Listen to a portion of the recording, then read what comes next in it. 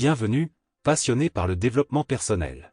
Aujourd'hui, nous allons nous lancer dans un voyage transformateur, explorant les complexités liées au dépassement de la zone de confort. Beaucoup d'entre nous sont constamment à la recherche de croissance, mais qu'est-ce qui nous empêche d'atteindre notre plein potentiel? Nous découvrirons la réponse dans cette odyssée de découverte de soi. Alors préparez-vous à défier les conventions et à vous libérer des entraves du confort. Nous sommes sur le point de nous lancer dans un voyage fascinant vers le développement personnel. Commençons. Plongeons dans les profondeurs de notre être, là où la zone de confort s'entremêle avec notre potentiel le plus intime et le plus caché.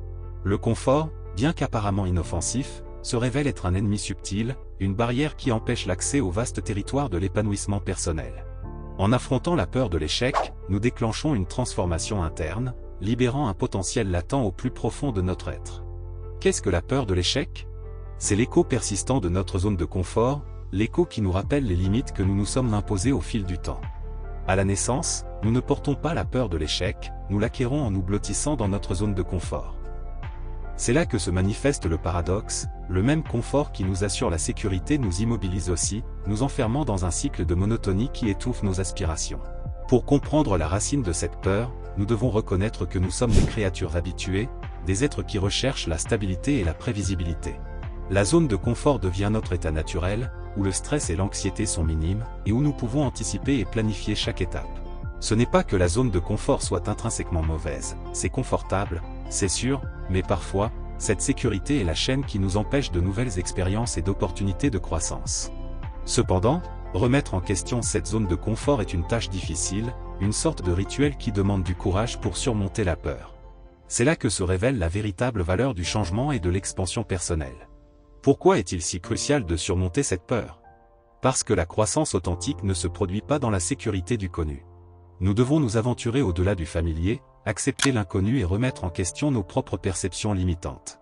Au cœur de ce processus se trouve le concept fondamental de croissance, affronter des tâches auxquelles nous n'avons jamais été confrontés auparavant. C'est le catalyseur qui nous pousse à surmonter la peur de l'échec. Si nous nous limitons à des tâches que nous maîtrisons déjà, la peur s'estompe. Cependant, pour connaître une croissance significative, nous devons accepter l'inconnu et vaincre la peur qui surgit lorsque nous nous aventurons hors de notre zone de confort. Une croissance authentique ne se produit pas lorsque nous savons déjà comment accomplir une tâche. La véritable croissance se matérialise lorsque nous sommes confrontés à l'incertitude, lorsque nous ne savons pas comment une tâche se terminera. Dans ces moments de perplexité, notre esprit s'agrandit, obligé de rechercher des solutions créatives et d'apprendre au fur et à mesure. Apprendre à terminer quelque chose quand on ne sait pas comment le faire est l'essence même de la croissance. Cette leçon devient un moteur, un appel à une expansion constante.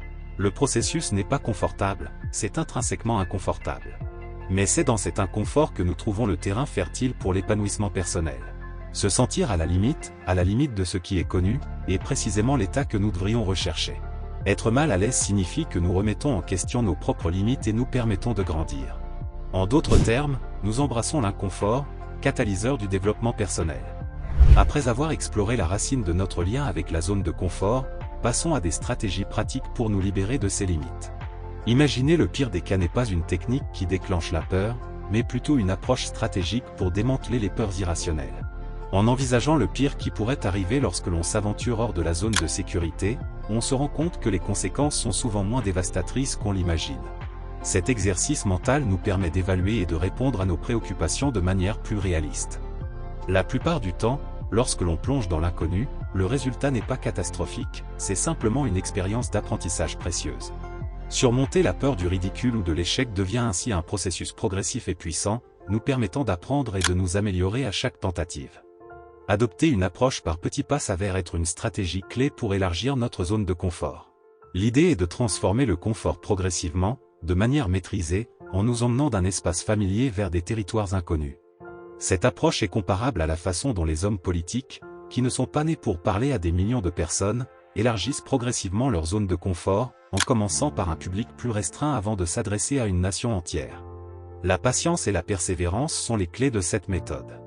En passant de la familiarité à l'inconnu par petits incréments, nous nous permettons de nous adapter progressivement aux nouvelles situations et défis. Ce processus de croissance constante reflète la façon dont, au fil du temps, nous pouvons appliquer cette stratégie non seulement à des situations spécifiques, comme parler en public, mais à tous les domaines de notre vie.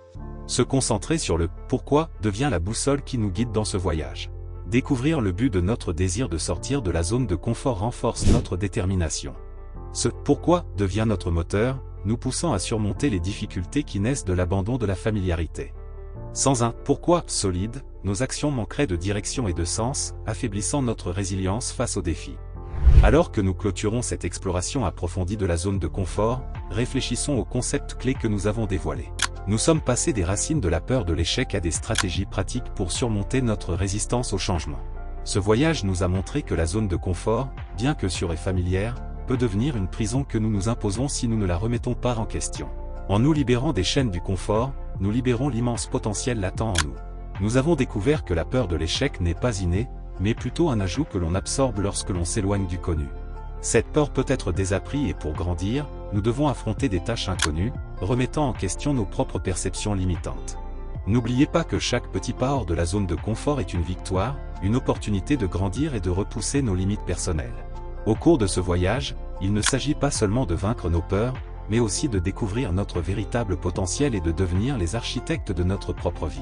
Alors que nous clôturons cet épisode, je tiens à vous remercier pour votre dévouement à explorer ces idées. Partagez ces connaissances avec ceux qui recherchent une croissance et un développement personnel. Nous sommes enthousiasmés par ce que l'avenir nous réserve alors que nous continuons à percer les mystères de la croissance humaine. En attendant la prochaine fois, continuez à repousser vos limites et à donner le meilleur de vous-même. Au revoir pour l'instant.